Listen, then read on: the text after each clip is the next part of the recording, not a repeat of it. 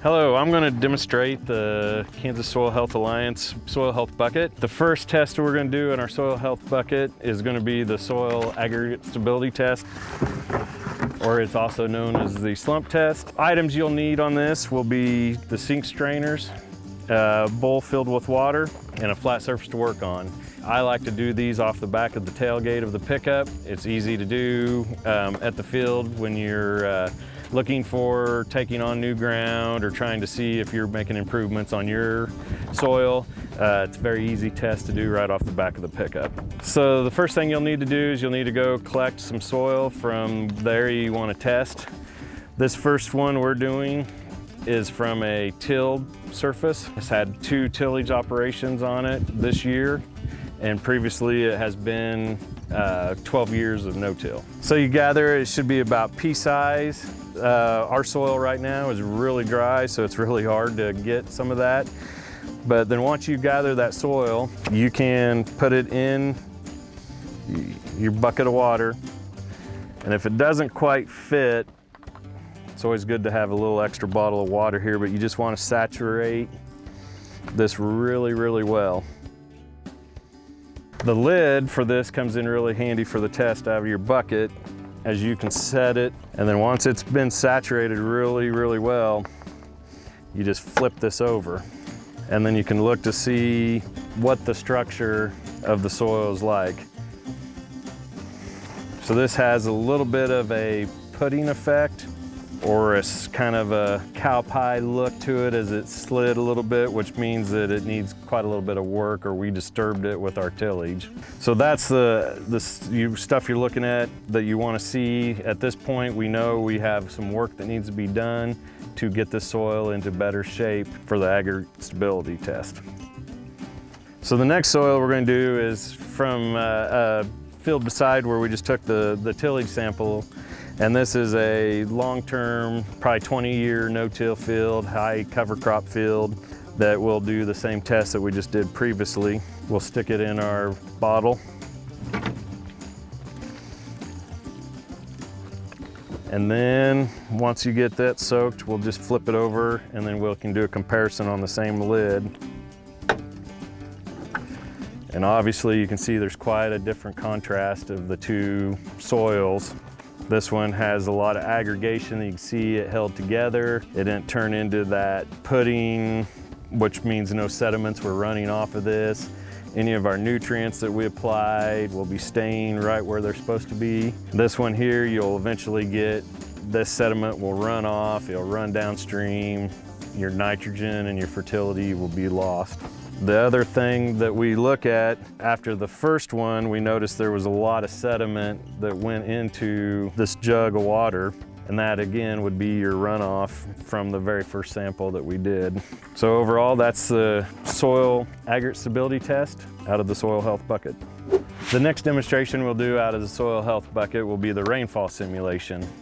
And in this simulation, you'll need the large coffee strainer, a large empty cup, a sturdy bottle of water, preferably the Dasani or Aquafina works well. On the lid, you'll drill a 64th hole, 5 of them, into the top of the hole to make a rainfall water bottle is what you're doing there. So what we did is we went out and collected soil from this tilled field here, right off of the surface is what we're trying to simulate here. So that you don't want to dig deep, you want to try to keep this right real close to the surface. And we transferred that into the coffee filter strainer. And then once you have your soil put into your coffee strainer, you set that into your container. And at this point, then we're going to take our water bottle that has the holes drilled into it, and we're going to turn it up and we're going to make it rain. And this is going to be a fairly intensive rainfall. One observation that I'm noticing right off the bat is we're getting a lot of surface ponding of the soil, which means it's sealing off on top and the water's starting to set on top of the soil.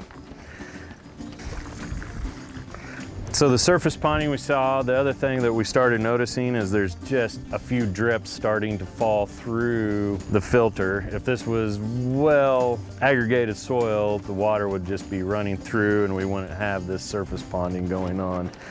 The other thing we can start seeing is the discoloration of the water starting to take place as the sediments are coming through the filter. At this point, you would probably take a picture with your cell phone to make a comparison for if you're comparing different types of soils or different type of practices. So this is the long-term no-till soil that has had cover crops that we dug up from the surface and put in here to do the comparison on this rainfall simulator. So just as this test before, we're going to run the same one, just start spraying.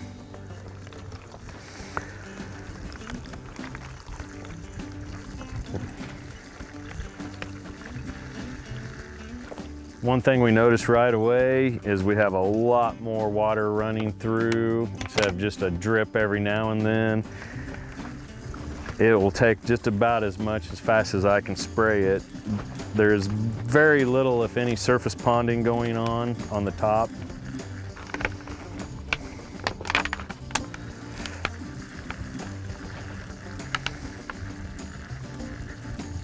And this one we're going to be able to get the whole bottle in, where the last one we couldn't even get the whole bottle to take in.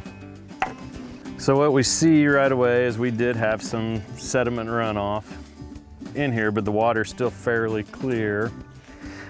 These soils are a silt loam soil.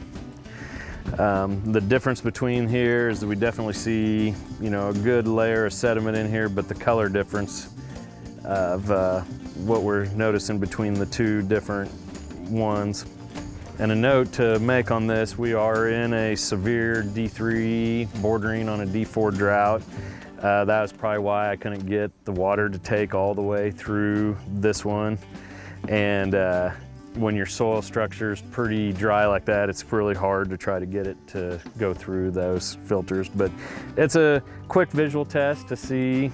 I think I would still take this soil over this one any day.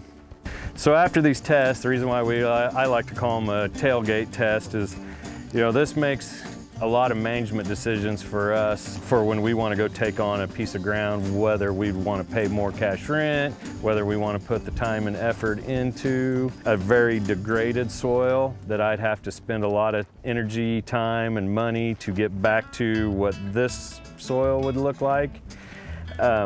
And so that's why this makes this soil health bucket a valuable tool to make these decisions quickly in a field where I can go out and make that assessment. Do I want to take on this risk, or do I not want to take on that risk? All right, so we're out here in our tilled plot that we're looking at to gather soil for the rainfall simulator and the slump test, or the soil aggregate stability test. When we do this, the one thing you want to stay away from is trying to go into wheel tracks or high compaction areas.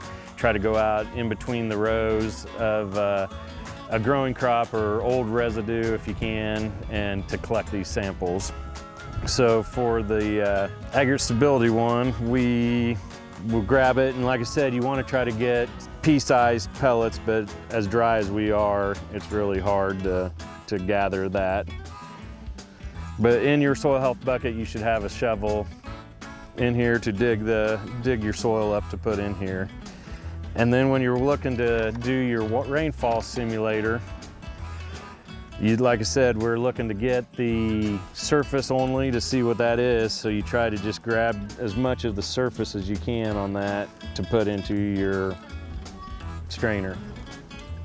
So the next test you can do that comes out of the soil health bucket will be, you can check the soil temperature, and inside the soil health bucket will be the thermometer, and we can just stick that down into the soil and give it some time. And then in the instructions, you can read in here, will tell you that at 70 degrees, 100% of the moisture is being used for the plant growth. It gets over 90 degrees, the plant will slow on its growth. And when you reach over 100, most of the time, a lot of your biology will start dying. And if you get over 113, it's kind of just everything's going to die. Your plant, none of that moisture will be going into the plant, and your biology will be dying too. We've moved over into our long-term no-till plot. We're going to put the soil thermometer in the ground here to see what it looks like compared to the bare soil in the tillage end of it. The note today is it's about 85, 86 degrees out right now, and we're on our way to almost 100 degrees. One thing you can look at is the depth of we want to go. If you're looking at where you want to be at the seeding level, you know, you can be shallower, or if you want to see where you're at the 5-inch level, you can stick the probe all the way down in the soil for telling the depth of where you want to be at. So we'll give that about 5 minutes and then we'll take another reading. All right, now that we've set for 5 minutes or more with our temperature in the ground in this long-term no-till, we are at about 78 degrees and we were 86 degrees on the other side over there roughly. So definitely quite a little bit cooler, where we have a lot more stubble and just a lot more residue out here in this area to help keep that ground shaded and less evaporation for that temperature. So here we grabbed our shovel again. We're getting ready to put the soil in for our aggregate stability and the rainfall test over here in the long-term no-till plots. One thing to note is you don't need any residue when you put that in there. Typically in a tillage situation, you won't have much residue left out in there. But in here, we want to scrape back most all this residue to get to the soil. And again, we're trying to do this in a non-traffic area or compacted, high compaction, high traffic area. But then for the aggregate stability test, we try to get those pea-sized clods to put in there. And then for our rainfall simulator, we just want to get right at the surface and put that in there.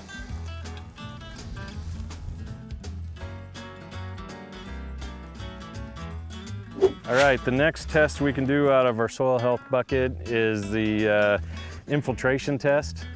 And the components that you'll need for that test, you'll need your infiltration ring, your 2x4, your rubber mallet, your Ziploc plastic bags, and then you'll need a couple water bottles. So the first thing you want to do is find a good area that's not in a compaction, wheel track, high traffic areas. Go out, probably in between the rows of the old crop residue, to find a place to drive in your infiltration ring. So take your 2x4, and then we'll just try to drive it in to about 2 inches. 3 inches, if we can. So once you drive your infiltration ring into 3 inches deep, you want to take your finger and kind of just gently go around and press up where the disturbance was, where you drove the ring in, to help seal that back up. All right, the next step then would be take one of your Ziploc bags. You're going to line the inside of your infiltration ring. And then once you've lined the inside of your infiltration ring, you'll take a 16.9 ounce bottle of water and you'll drink it down just right to the top of the label. Will get you really close to the right milliliters you need for this test. So then once you have that, then the next thing you'll also need will be your cell phone or some type of device to time, because once we pour the water in and we pull the Ziploc bag out, that's when we'll start our timer to start timing the first inch. And this is simulating 1 inch of rain. We are in a very dry situation out here right now. We'll see how it responds, but sometimes we might have to alter the test, go to another inch before we can get a good reading. So then you'll take and pour your bottle into the Ziploc bag.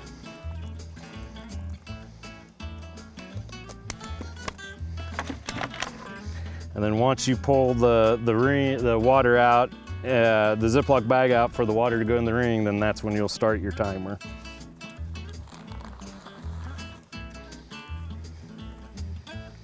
So now we have our timer started, and we'll time how long it takes for that to infiltrate in. Normally it shouldn't take too long, but as dry as we are, it could seal off right away. So as we're finishing up this first inch being infiltrated in, just kind of make a note on this that, you know, these again are just really simple indicator tests that can be ran. You know, an infiltration test should probably be ran, you know, 5, 6, 7 areas of your field to get an average of what the whole field would be on those tests. I think in really dry conditions, you can probably get some variable results, so it's good to try to do it many times, different times a year, not always at the same time or the same crop conditions, or hopefully we're not all in a drought all the time and we can break out of it. But most all these tests that are done in the soil health bucket are all just quick indicator tests, just very easy visualization things for you to see what's going on in the field. So at this point, we just got to where it's starting to have a glisten to it, which is where the first inch has been taken in. And that's kind of that key point you want to see when it's just starting to glisten, that we're going to stop your timer on your stopwatch. And then you record that time somewhere on a piece of paper so you know what that time is. And then at this point, we're going to repeat the procedure again with the water. We'll go ahead and line our bag again in the infiltration ring. After we've taken our one drink out to get us to our proper level, we'll put the back into the Ziploc bag. And at this time, once we pull that, we will restart our timer and then see how long it takes to infiltrate that second inch.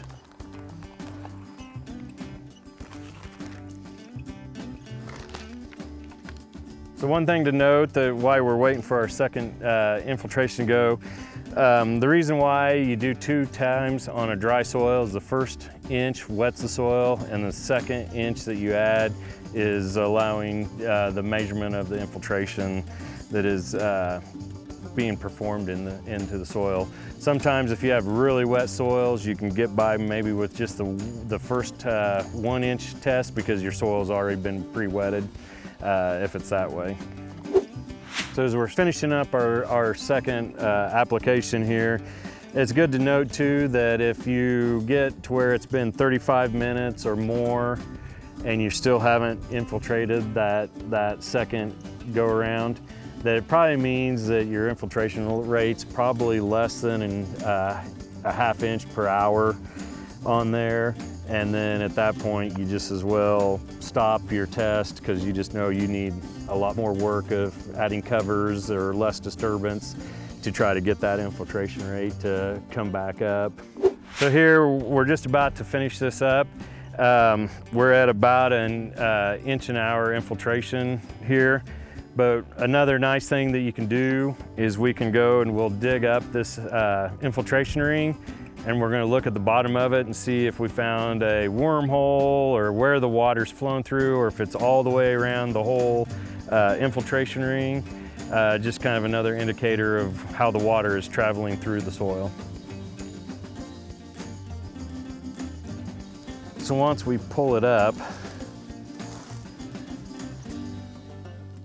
we can look to see where our infiltration went. And it looks like we had fairly decent infiltration going everywhere through here. There's not hardly any dry areas, which is good to see. But if there is some of these wormholes, it might be a little bit wetter. It's down some of those worm cavities.